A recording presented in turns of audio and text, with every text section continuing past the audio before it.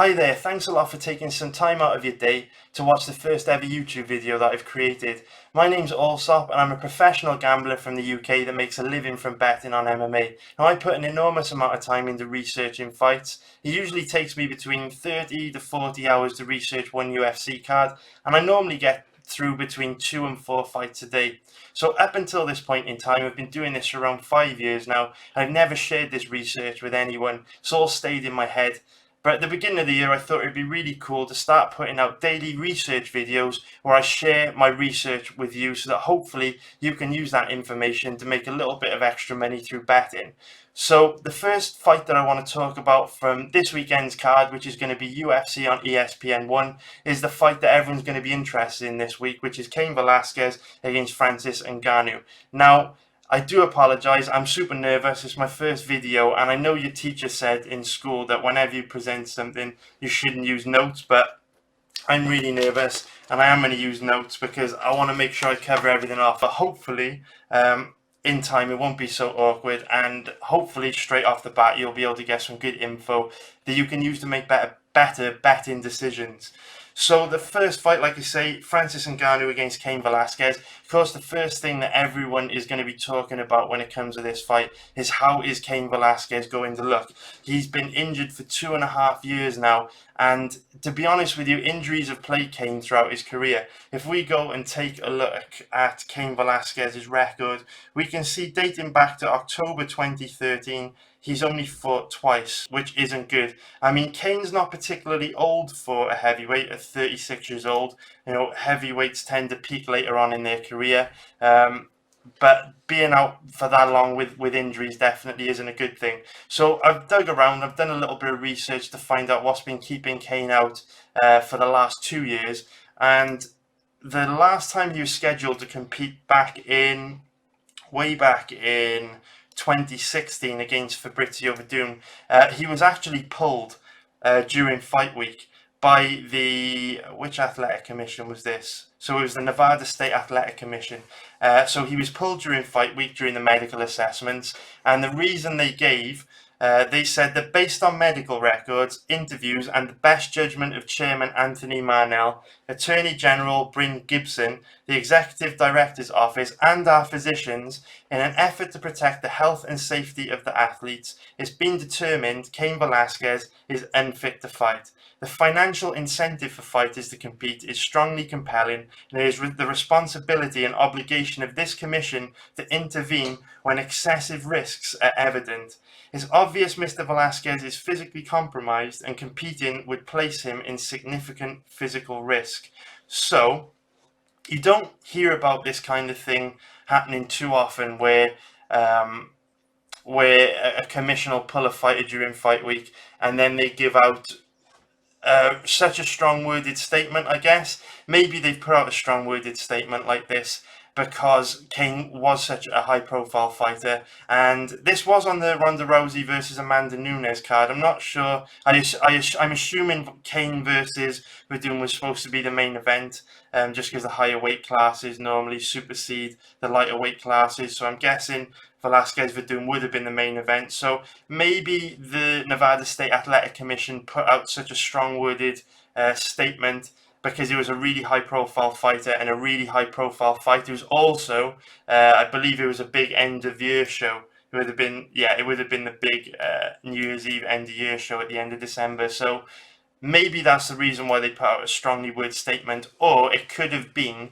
that Cain was actually in a really bad way. Just from the wording of this statement, it says here that the financial incentive for fighters to compete is strongly compelling, which suggests that they believe that he was competing, but he was forced to compete because of the money. I'm sure a big end of year show, Ronda and Amanda Nunes on the same card. You know, Ronda's a huge draw. This probably would have been a huge payday for Cain, so maybe he feel compelled to take the fight. But it does say here that it's obvious Velasquez is physically compromised, and competing would place him at significant physical risk. So significance, obviously a strong word. Maybe that indicates that he was badly hurt, and they feel that, you know, if he would have competed, there's a good chance he could have done himself big damage.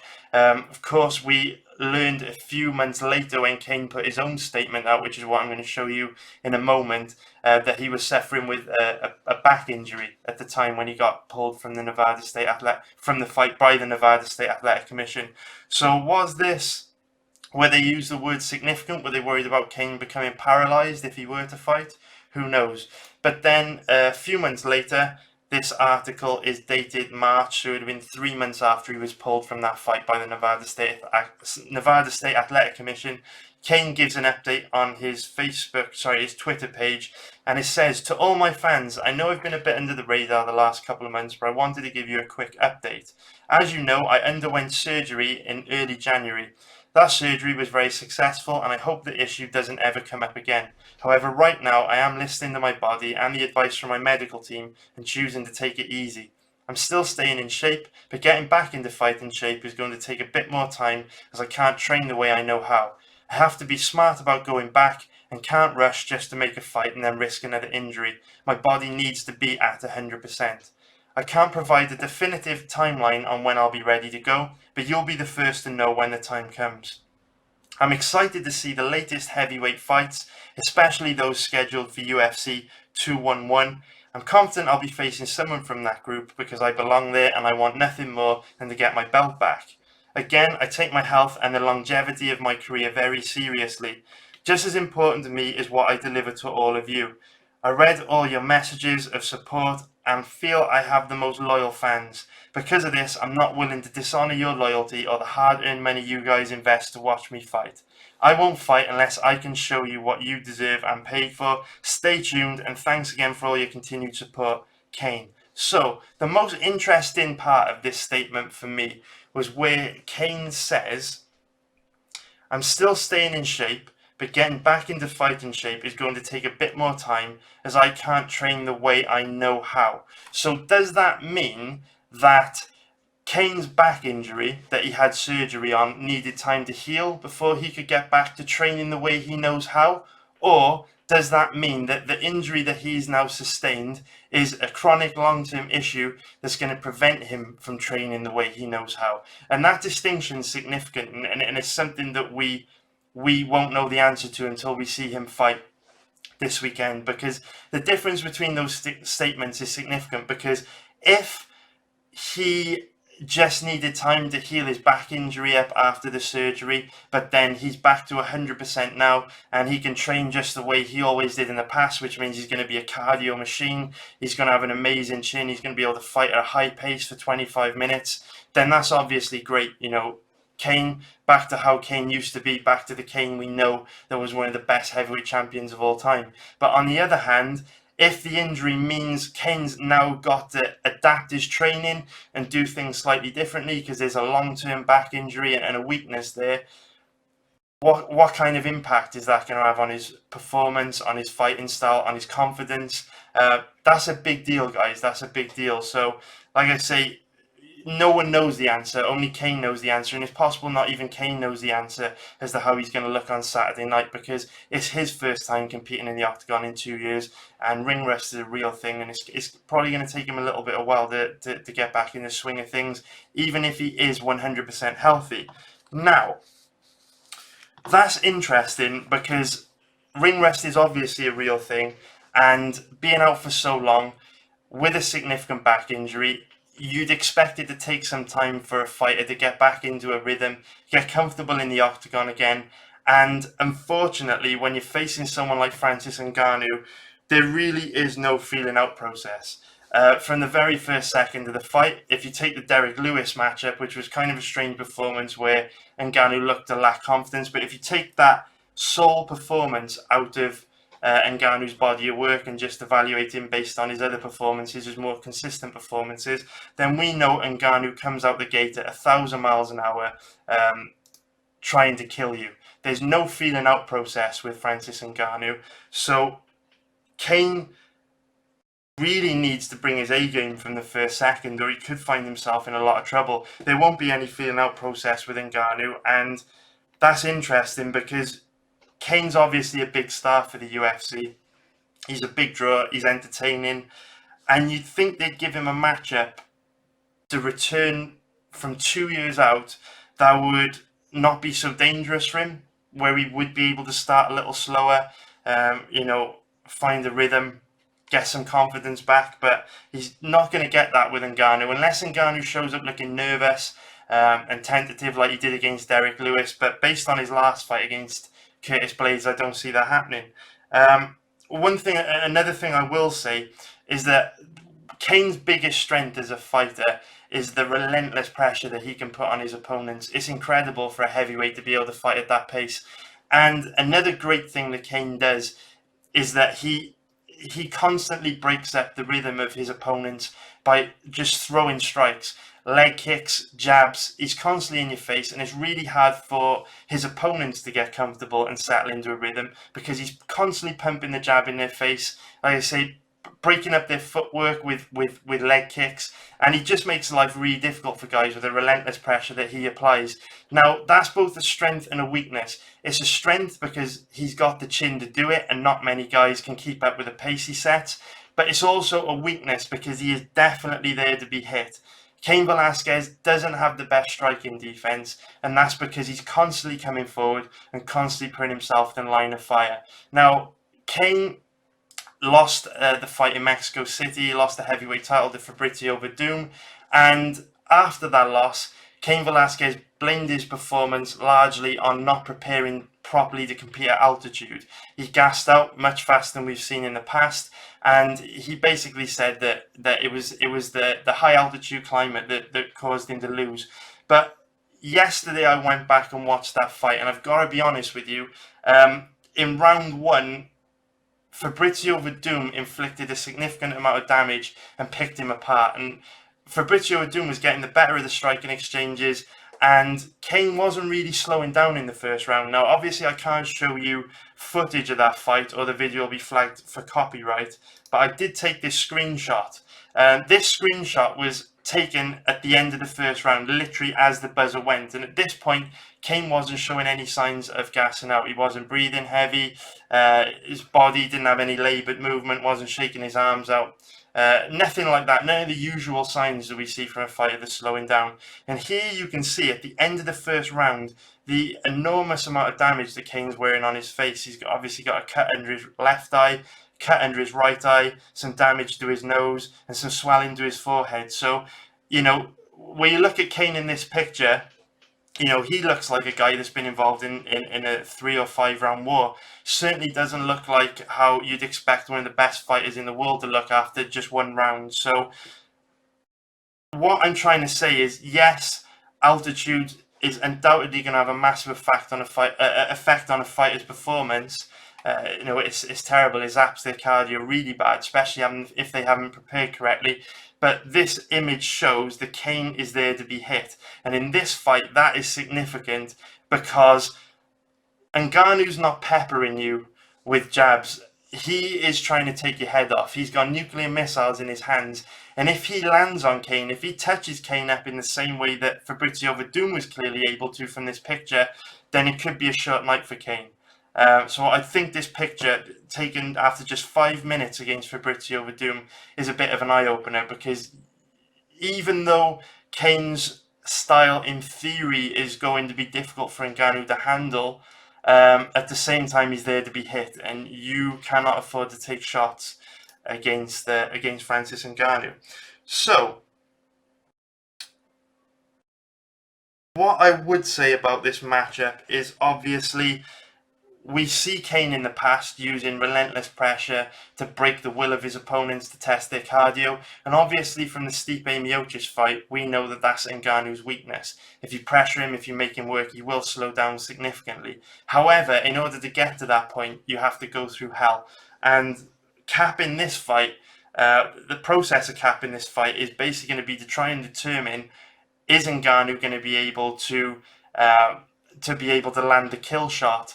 Or is Velasquez going to be able to weather the storm for long enough to break Ngannou down and test his cardio? Now, if you go back and watch the first round of the fight between Stipe Miocic and Francis Ngannou, you'll notice that Stipe was in a lot of trouble in that first round. He was backing up. He had his back trapped against the cage, and Ngannou had him in some really bad positions. As we know, Miocic has got an amazing chin, just like Cain's got an amazing chin, and he was able to weather the storm. But at the same time, Miocic was an active athlete, a healthy athlete. He was younger than Cain Velasquez, wasn't suffering the same kind of injuries, so he was able to weather that storm. We don't know if Cain's going to be with everything he's gone through. So another thing that I would say is Francis Ngannou, if you go back and watch his fights against, or his first fight against Curtis Blades, and then his fight against Alistair Overeem, and also to some extent some of the earlier moments in his fight against Stipe Miocic, you'll notice that he's actually pretty good at defending takedowns when his opponents shoot in above hip height. He's got very strong hips, and he does a really good job of controlling his opponents in the clinch, getting underhooks in play and getting himself out of danger. Now that's significant because historically, Cain's style of grinding and wrestling hasn't been to shoot in deep on his opponent's hips. So theoretically, the type of wrestling that Cain brings to the table, the kind of takedowns that he uses, Ngannou's quite well equipped to stuff them, to be honest with you. The issue is, could Cain have identified that, and could he make an adjustment? Could he know that Stipe had a lot of success getting Ngannou down when he started shooting in below hip height? And is that something we're going to see Cain utilise in this fight? I mean, it's possible, but we know that throughout Cain's career, he has suffered knee injuries, and obviously most recently a significant back injury. And obviously, if you're shooting in on your opponent's hips, and you need to generate a lot of drive to get in deep on an opponent as big and strong as Ngannou, obviously you need a lot of strength in the back. So will Cain Velasquez's injuries to his knees and his back impair his ability to shoot in deep on Ngannou's hips and shoot the kind of takedowns that he's going to need in order to get Ngannou to the ground, at least until Ngannou gets tired? Ngannou usually starts to slow down by the end of the first round, catches a bit of a second wind at the beginning of the second round, and then if you make him work, he tends to get pretty gassed out by midway through the second round. But like I say, you have to walk through hell to get to that point, and there's no feeling out process. So I'm not sure if Cain is going to be able to survive long enough to drag him into the second round, drag him into deep water. So I think I've almost covered everything. Now we've just basically got to talk about this fight from a betting perspective based on everything that I've just said. So if we look at the current odds, Cain Velasquez is currently around about a 1.53 favourite on average, which would give him an implied probability of 65% compared to Francis Ngannou, whose odds are currently, call it an average of 2.65, which would give him an implied probability of 37%. So 65% chance for Cain, 37%, let's just leave that up there, call it 38% for Francis Ngannou. So when I look for good betting opportunities, there's two different kind of bets that I like. I like the low hanging fruit, the really easy bets, the bets like we had last week on Lando Venata to beat Marcos Rosa or Montana De La Rosa to beat Nadia Kassem. I really like those kind of bets where there's not much risk and there's a decent payout for the amount of risk on the table. And the other kind of bet that I like is where there's much more risk, there's a good element of risk, but the payoff is decent. So the risk is definitely worth the reward. If we look at this fight, I'm not sure if the risk is worth the reward for either guy. I mean, there's no way I'd bet Cain at all. Absolutely no way. With an implied probability, I believe it was 65% if we pop it back up. With an implied probability of 65%, there's no way that, hand on heart, you can tell yourself Cain's got a better than 65% chance of winning this fight. Not with the injuries that he's sustained and the time he's been out. I mean, based on the Cain that we saw against Junior Dos Santos way back in 2013 when he was at his best, he might struggle. Because like I say, even back then when he was at his best, he was there to be hit. So I wouldn't even cap Cain at 65% way back then. But to do it now after all the problems he's faced, the layoff, the injuries, there's no way. There's just no value there. That line is off. But at the same time, 38% probability on Ngannou winning is roughly, call it 40%. I'm struggling to find value there as well, because we know that Ngannou has a habit of slowing down as the fight progresses. We also know that he lacked confidence against Derek Lewis and put in a strange performance. So even if we know it's a possibility that on any given night, due to that weird performance against Derek Lewis, we may see, Francis Ngannou just check out mentally and not show up straight away. When you're capping any Francis Ngannou fight from here until the end of his career, there's a 50-50 chance he might not show up. So straight away, there's a massive element of risk there. Additionally, even though Cain Velasquez is there to be hit, and Francis Ngannou's obviously got nuclear missiles in his hands and he can really hurt people with every shot, he can put them away, he can kill you dead with any shot. The problem here is Cain makes it difficult for you to settle into a rhythm. He does break your rhythm, because as he's coming forward, he's constantly launching leg kicks, jabs, staying in your face. So if you go back and watch a Stipe Miocic versus Francis Ngannou fight, Miocic was like a rabbit caught in the headlights when the fight was standing. He was terrified of Ngannou, didn't want to engage, and that enabled Ngannou to stalk him, to put him in some really bad positions standing, and basically control all the striking exchanges. That's going to be more difficult for Ngannou in this fight, because Velasquez is constantly striking. He like I say, constantly jabbing, constantly leg kicks to break the rhythm. So that could open up takedowns for Cain. It could also break the rhythm for Ngannou. And if Cain's able to land some big shots early, it could also, test the confidence of Ngannou. We saw him look really low on confidence against Derek Lewis. Another thing to bear in mind is Cain Velasquez is a big name, a big challenge. We know his fighting style. He's going to try and drag you into deep water, test your cardio, test your heart. Now, we know Ngannou was low on confidence against Derek Lewis, and for me, that performance looked like a fighter who knew they gassed in their previous fight against Stipe Miocic, got a lot of criticism for it. So then they were trying to learn how to pace themselves. And that for me was what Ngannou was trying to do. He was trying to learn to pace himself, trying to learn to go 15 minutes and still be able to be competitive in the third round as he was in the first. Unfortunately, it backfired and he ended up being super tentative and nothing happened.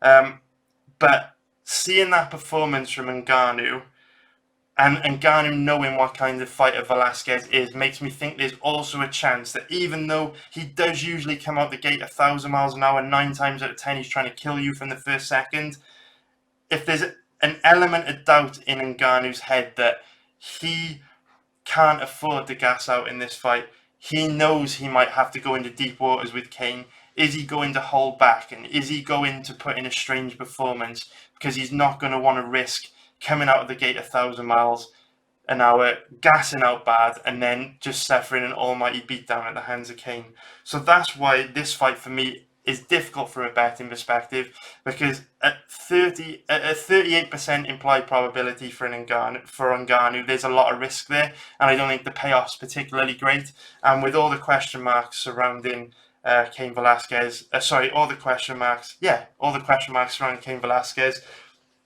he's totally unbettable for me, at least until we see how he does this weekend. So that's it, guys. That's the first fight out the way. Done. Ngannou versus Velasquez.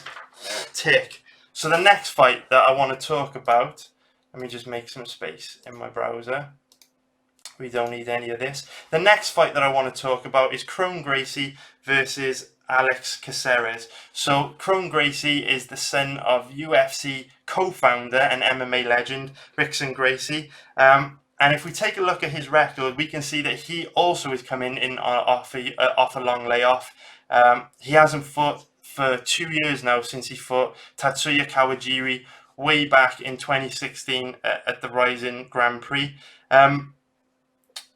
This is an interesting fight, because we don't know what version of Kron Gracie is going to show up and perform on Saturday night against Alex Caceres. If the Kron Gracie that fought Tatsuya Kawajiri shows up, I think Alex Caceres has got one hell of a chance of winning this fight. And let me show you what I mean. So if we take a look at Kron Gracie's pretty much his MMA debut. This was the first proper MMA fight that he had in a proper MMA organization. It was in Rising back in 2015 against Ersin Yamamoto. So if we take a look at this fight, you will see that his style, in terms of tying his opponents up, is very similar to Brian Ortega's. So watch how he comes forward, walks forward, trying to close the distance, and in a few moments you'll see straight away, see there, grabs his opponent behind the head with a clinch, exactly like Brian Ortega, tries to tie them up by controlling the back of their head. Now, that's significant because just like a lot of pure Brazilian Jiu-Jitsu practitioners like Kron Gracie, he doesn't have traditional wrestling takedowns, which means there's a strong possibility that a guy like Kron Gracie can struggle badly in MMA. And that's basically what I'm going to be talking about a lot when it comes to this fight. So if we carry on, if we just move forward a little bit, you can see here, they stay in the clinch, they stay in the clinch, they stay in the clinch, and then shortly you'll see these fighters go to the ground.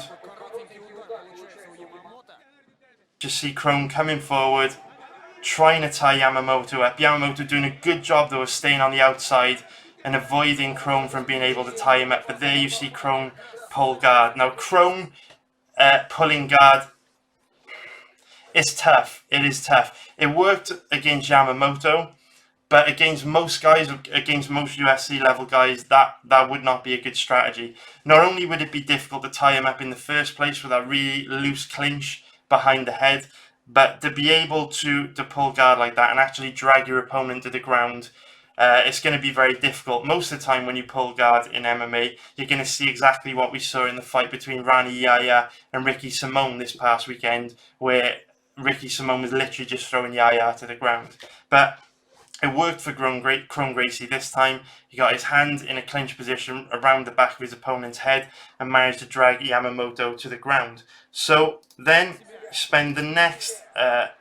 we can't actually catch him in a really deep submission attempt, but then they have a ground exchange. Don't want to show too much of it, obviously I don't want to fight the video to get flagged for copyright, but spend some time on the ground, and then if you look here, Yamamoto gets himself out of trouble. Now Kron goes back to exactly the same strategy here, where he just applies constant pressure, walks Yamamoto down. Again, you can see here behind the head, goes to the clinch, just controlling his opponent's head with a hand behind the head. And then after a while, just skipped the head too early. Just here, watch in a second, it's about to happen now. Kron hits a really, really weak trip takedown, which again would not fly with most UFC level guys. So that was pretty much Kron's MMA debut, so we can't be too harsh on him. I mean, this fight was almost 4 years ago now, so he's bound to have improved a lot since then. But you can see that even though his ground game's world class, he's, you know, one of the best grapplers in the world, certainly going to be one of the highest level grapplers in the UFC, his method of takedown needs a lot of work, because these methods are not going to be that effective against many UFC level guys. So that's how he looked in his debut. So then if we go on to his next fight against Hideo Tokoro, Tokoro's obviously had fights in Bellator, very dangerous, very experienced. And this was a really big step up in competition for Kron Gracie. Hideo Tokoro is absolutely no joke, and Gracie won this fight, which is super impressive. But obviously, you know, most people when they're capping these fights, they will just go on Wikipedia and look at win-loss records. But there is a story behind every win, and there's a story behind every loss. And that's the reason why I want to show you this video footage of Kron Gracie, because even though his wins against Hideo Tokoro and Tatsuya Kawajiri are impressive, the nature in which he gets those wins, I mean, all I'll say is they were gifted to him. They were gifted to him on a plate, basically. So the first thing that I want to show you in this fight, let's turn it down a little. In this fight, exactly the same strategy. Kron Gracie comes out straight away. I'm pointing to the screen, you can't see it, but straight away with the mouse, he gets his hand behind his opponent's head to control them in the clinch. Now, on this occasion, Tokoro does a good job of disengaging, and Gracie continues to come forward, loads of pressure to try and get back into that clinch position, which he's no doubt going to use to try and pull guard. So check this fight out in full if you want to, guys, on YouTube. Exactly the same thing. Gracie walking him down, trying to tie him up. On this occasion, I just want to stop this here because this is, in all these clips I'll show you of Gracie's first 3 fights in Rising, you'll see that when he gets into these clinch positions, he really doesn't have anything. Again, he's got one arm around the back of his opponent's head, but he doesn't have overhooks, underhooks. He doesn't have a body lock. He has no control of his opponent's body. He really doesn't have anything here. And a fighter, a UFC level fighter in this position can easily disengage and circle out of this position. Tokoro is in this position because he's choosing to be there. He's thinking about his next move. But in terms of a takedown threat, Kron Gracie has absolutely nothing here. So they spend some time battling it out in the clinch. And then they do end up on the ground, as you'll see in a moment, just because Kron, even though he hasn't got anything, it just manages to drag Tokoro down with again weak technique that is not going to be effective against most UFC level guys. So then if we skip ahead, they spend some time mixing it up on the ground. Kron's taking his back, constantly attacking with submissions. But here, Kron's got both hooks in, but his left hook's a little bit loose, which gives Tokoro in a moment an opportunity to create a scramble and wind up in top position. There he goes. So Tokoro is in a little bit less danger here now. Obviously, we still have Gracie attacking off his back. Looks like he's working for a triangle, but in a few moments you'll see Tokoro is going to get himself out of trouble. I just skip ahead. They spend some time on the ground. Tokoro's just defending himself.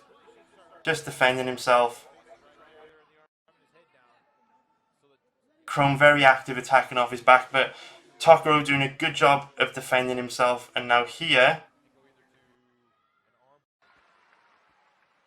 have I missed it? I think I got carried away. Sorry guys, just going to check my time here. Yes, it's coming up. Sorry guys. So here, Tokoro had an opportunity to stand back up there. As Kron threatened for a leg lock, Kron could have disengaged and stood back up, but he chose not to. But here he does. Tokoro chooses to get out of trouble here and get out of danger. So he's back up. He's in no trouble here. He could disengage, go back to kickboxing range where he's safe, but instead, for whatever reason, decides to jump right back into Kron Gracie's guard, which is not where you want to be. Against a world-class grappler like Kron Gracie, you need to treat the ground like lava. So the point I'm trying to make, that's all I wanted to show you here. The fight continues. Kron takes his back. Anyway, the fight continues. Kron takes his back, and eventually all you need to know is Kron eventually gets the rear naked choke. But the point I'm trying to make with that clip is that, again, just like the first fight with Ersan Yamamoto, Hideo Tokoro put himself in those positions. He gave up a really strange, weak takedown initially when Gracie literally just dragged him to the ground early on in the first round. And then as the round progressed, Tokoro had a couple of occasions to disengage when he was in Gracie's guard, a couple of opportunities to get back into kickboxing range where he wouldn't have been in any danger, and instead, for whatever reason, he chose to continue to go back into Kron Gracie's guard, which eventually gifted the win to Gracie on a plate, and Gracie was able to submit him by rear naked choke. So yeah, a win over Hideo Tokoro is really impressive, but can't help but feel that Tokoro did gift it to him on a plate and kind of beat himself. So then Tatsuya Kawajiri, UFC veteran, another step up in competition for Kron Gracie. Kawajiri, a strong grappler in himself, very heavy top game, got some big wins over some big fighters in the UFC. This is a real test for Kron Gracie, and he won this another fight. It was a great win. And on paper, this win over Tatsuya Kawajiri looks good. But again, when you dig into the nature of this win, it does become a little bit less impressive. I'm not saying it's not impressive because of what Kron does when the fight is on the ground. He's obviously world class. He's obviously incredible. But it's disappointing because of the nature in which this fight ends up on the ground. So I'm just going to play this so you can see what I mean. Just turn this down a little. So again, this fight starts in exactly the same way as the other fights. Kron looking to clinch up, a little bit more hesitant, a little bit more tentative against Kawajiri, but in a moment you're going to see Gracie come forward. A really, really strange entry. Kron kind of just walks forward and puts his hand around Kawajiri here. Notice how, if we just replay for a second, notice how when Kron comes forward, he kind of just walks forward with his head down low. Now, if you do that against most guys in the UFC, you're going to walk onto a huge counter, a really hard counter. Notice that there, just there. Watch how he just comes forward lazily. Can't afford to do that against UFC level guys. A UFC level guy and someone like Alex Caceres could catch him with a left hand counter and circle out of danger. So he would be nowhere near Kron when Kron would try to tie him up. But they continue to do this. They continue to exchange strikes in the clinch position for a few minutes. And then if we just skip forward, you can see they just mixing it up in the clinch. More clinch work. Battling in the clinch. To here. Eventually you will see Kron still coming forward. This is 4 minutes into the fight again. There you see it. Kron, you'll see it here, gets his right arm around the back of Kawajiri's head and Brian Ortega style just pulls guard. But that shit is not going to fly against most guys in the UFC. So then, if we skip ahead a little bit more, Kawajiri defends in Kron's guard for a few minutes. And then, around about this point, you will see here, Kawajiri just stands back up and he's out of trouble. But for some strange reason, chooses to put himself back into trouble, jumps into a leg lock attempt. Could have, again, exactly the mistake Hideo Tokoro made. Could have disengaged, could have got back to kickboxing range when he's safe, but for whatever reason, chose to play with fire. And on this occasion, he didn't get burned. But what he is allowing Kron Gracie to do is get comfortable in there and also make Kawajiri work. You know, Kawajiri's 40 years old, and what we're going to see now is now that they're back up in this clinch position, Kawajiri starts to show signs that he's getting tired. I will say one great thing that Kron Gracie does in this position is he lands a lot of body shots, which you haven't seen because I haven't played the whole fight, but he's constantly working the body, constantly going to knees, to punches, and wearing Kawajiri down. And that's significant because very soon, at this point, oh, I've gone too far again, but at this point you start to see just some signs, some laboured movement from Kawajiri, signs that he's starting to get tired. And that opens up the opportunity once again for Kron Gracie to pull guard. And again, Kawajiri is in lava. You need to treat the ground like lava against a world-class grappler like Gracie. Again, Kawajiri is on the ground when he could have avoided it.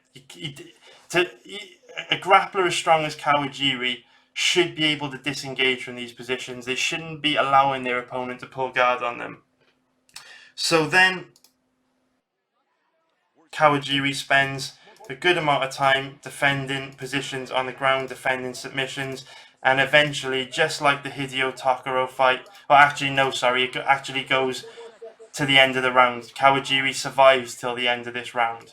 But then, before too long, if we go into the second round, you can guess what's going to happen. It doesn't take a rocket scientist to work what's coming up. Kron Gracie comes forward, amazing cardio, amazing discipline, ties up with Kawajiri, pulls guard, and the rest is history.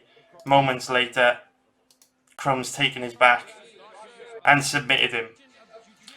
So,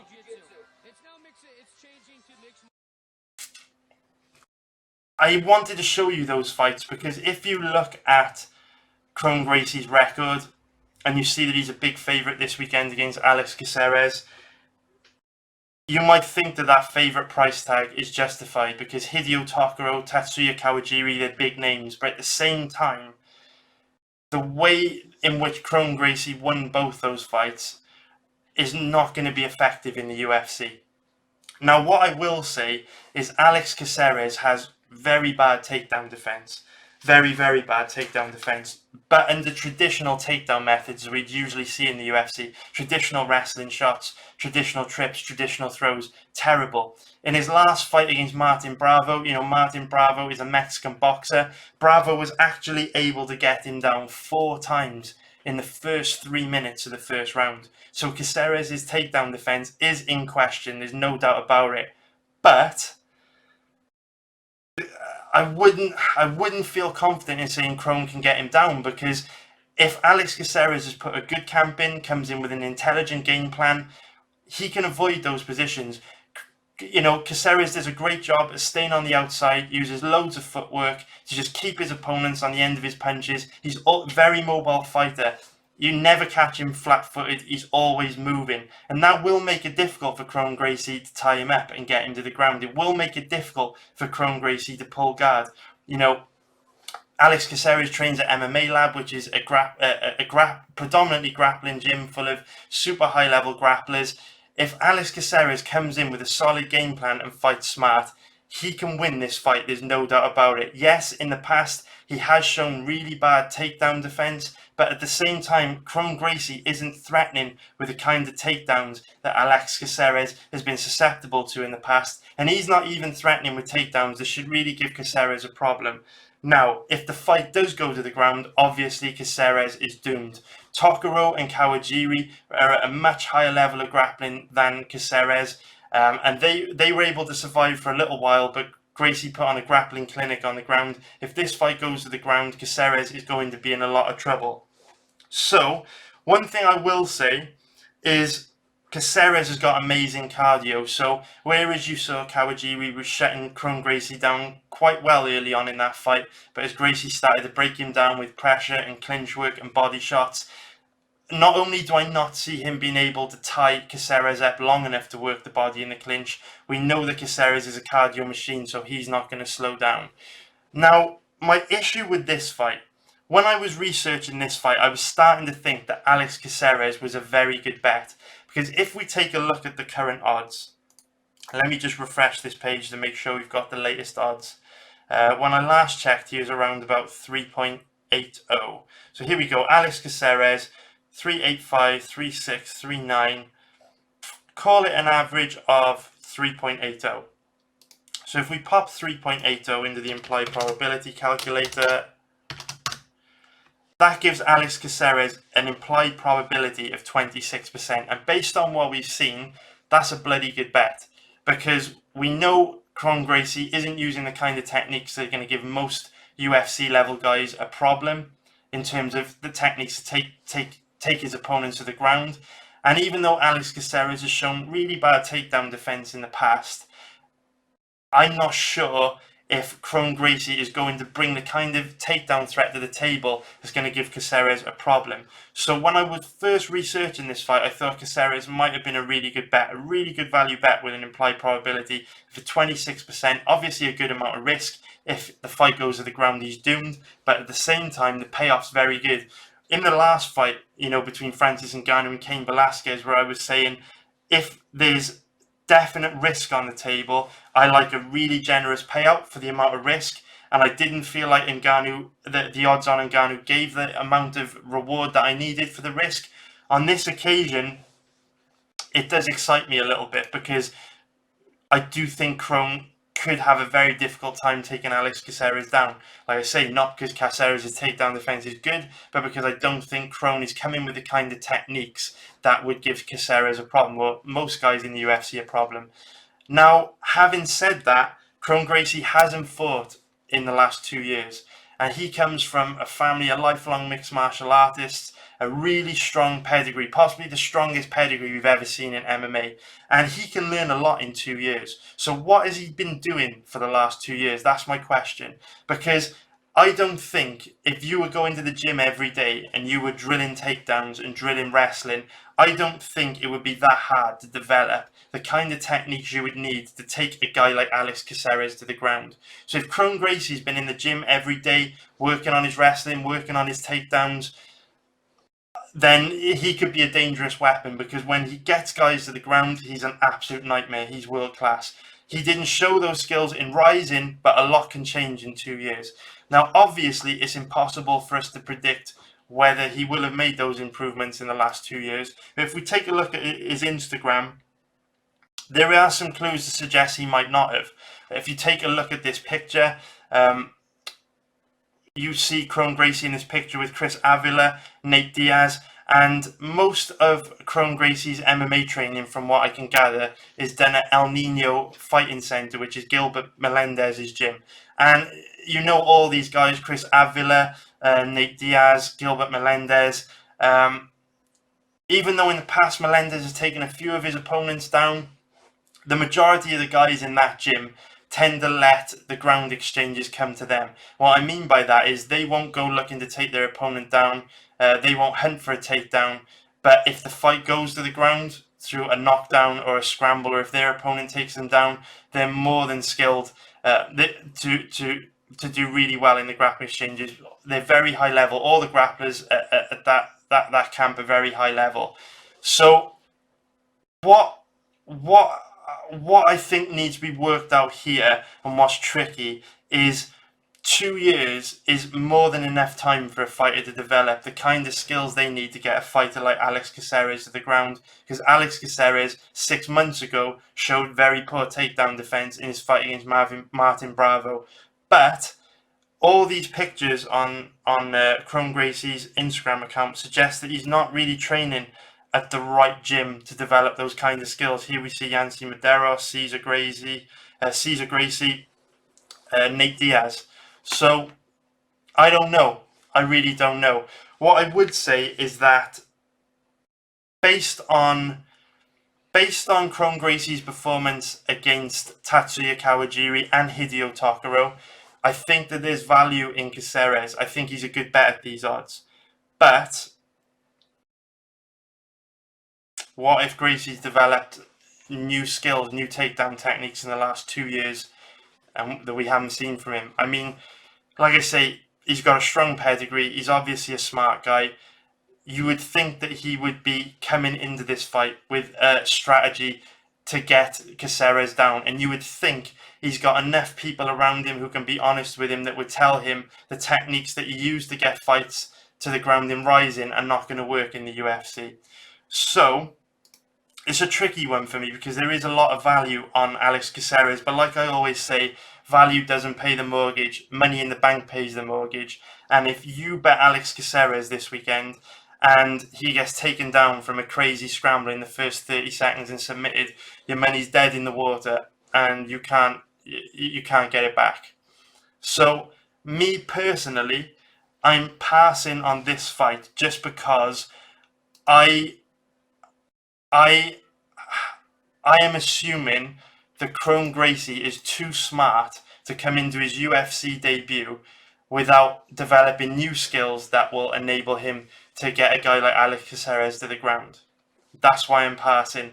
But based on his performances against Tatsuya Kawajiri and Hideo Tokoro, I think Caceres is a good bet, a really good bet at these odds. If Kawajiri versus Kron Gracie took place 6 months ago, I would be all over Caceres at these odds. I would bet Caceres in a heartbeat. Caceres would be an incredible bet at these odds if Kawajiri Gracie was 6 months ago, because 6 months probably isn't enough time to improve and develop the kind of skills Gracie would need to get UFC level fighters to the ground. But 2 years is a long ass time, and a lot can change. So that is that fight, guys. Another one ticked off the list. That was actually 2 pages, which is why I was talking for so damn long. So then the last fight, the one I want to talk about last, is the very first fight on the card. Let me close these down. And that fight is Aleksandra Albu against Emily Whitmire. So Albu is returning after being out for 18 months. She last fought against Cain Curran way back on UFC 214, Cormier versus Jones. So that is a really long time to be out. And one thing that concerns me a little bit more about Albu is the fact that she's only had 3 pro MMA fights. There's no amateur fights listed on her Tapology page. So she's quite inexperienced, and she's been really, really inactive. You know, early on in your career, you need to be competing quite frequently to get comfortable in competitive environment, test new skills, learn how to pace yourself. All these kinds of things is really important. So the fact that in the last 6 years Albu's only fought 3 times, that's not good. That's not good at all.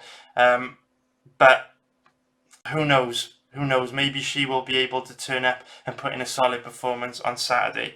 Whitmire is dropping back down to strawweight for this fight. So she competed on season 26 of The Ultimate Fighter as a flyweight. But prior to entering that tournament, she did compete as a strawweight outside the UFC. She had her UFC debut against Jamie Moyle at UFC 226. And that fight was at flyweight, I believe. No, it was at strawweight, so she has actually fought at strawweight once before, and that's really interesting, actually. I missed that in my research, guys, but what I would say is I actually bet against Emily Whitmire in this fight. I bet on Jamie Moyle in this matchup, and the bet obviously lost. Now, this is interesting because Whitmire didn't look great on The Ultimate Fighter, which was competed at flyweight, but then she looked like a completely different fighter altogether against Jamie Moyle. She looked really good in her last fight, and that was a strawweight, so perhaps she just performs much better at strawweight, and perhaps she'll be back to her best again this weekend against Albu. So what I would say about this matchup is that Albu is very strong and athletic, and she's got the skills to dictate wherever this fight takes place. You can see in this video, which I saved for you, which I'll just play in the background, Albu showing off her strength and athleticism there. I'm sure you'll enjoy that. God, I can't concentrate on what I'm trying to say now. But yeah, Albu, very strong, very athletic, really good, solid, fundamental takedown defense. So when she's in the clinch, she always goes the double underhooks. When her opponent shoots, she does a really good job of getting underhooks in play early. And Whitmire, I don't think Whitmire has the technique or the athleticism to take Albu down with her traditional wrestling techniques. I think Albu's too strong, too explosive, and her takedown defense technique's really good as well. The problem is Albu does make really bad positional errors. So if you go back and watch her fight against Kron, her last fight, you'll see exactly what I'm talking about. Albu pulled guard on 2 or 3 occasions in that fight, and also she did something that a lot of female fighters tend to do. She went for a few high risk, low reward head and arm throws, which gave up her back to her opponent. Now, Albu is strong, athletic, powerful, good fundamental takedown defense technique, but on the ground, I give Whitmire a huge advantage when it comes to grappling technique. She's much more offensive, much more aware of putting position over submission, and she's got a very heavy top game. I think if Whitmire is able to get Albu to the ground, as strong and powerful as Albu is, I think Albu's going to really struggle to get back up. Now, the interesting thing about this fight is if Albu comes in with a smart game plan, shows good fight IQ, doesn't go for those high risk, low reward head arm throws, doesn't pull guard, if she uses her grappling, her strength, her athleticism in reverse to keep the fight standing, she has a huge advantage when it comes to striking, and she can win this fight. You know, Albu, very powerful, hits very hard for strawweight, does a really good job of sitting down on her shots, planting her feet, sitting down really hard.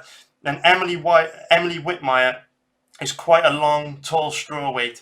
And like a lot of abnormally tall fighters for their weight class, Whitmire suffers with the problem of not using much head movement. Her head is kind of like a stationary target, and because of that, she eats a lot of clean shots. And with how hard Albu hits and how much she sits down on her shots, she can inflict a significant amount of damage. I'll just hit play again for you there. She can inflict a significant amount of damage, and she can hurt Whitmire if she can keep this fight standing.